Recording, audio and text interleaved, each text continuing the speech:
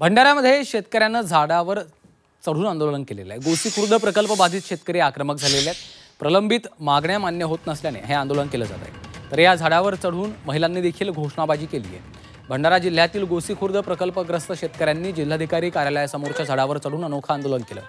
गोसी खुर्द धरणाची किंमत 70 पट वाढली, पण शेतकऱ्यांच्या शेतीची किंमत वाढलेली नाही। अनेक समस्या प्रलंबित आहेत, यासाठी अनेकदा आंदोलनं केली आहेत, शेतकऱ्यांच्यासोबत बैठका झाल्यात, पण फक्त आश्वासनाव्यतिरिक्त काहीच मिळालं नाही असा दावा या आंदोलकांनी केला आहे।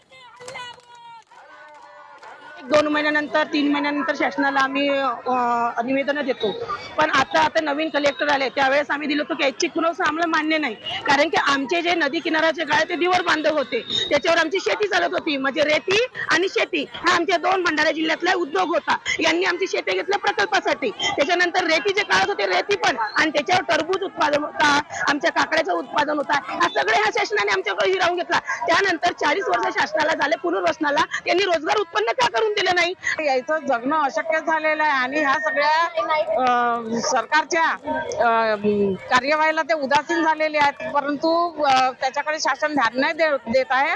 म्हणून आज त्या नैराश्यातून आता ह्या झाडावर चढून एक तर म्हणजे आम्ही असंही मरत आहोत आणि असंही आम्ही मरूनच, अशी आता यांची ही प्रतिक्रिया आहे।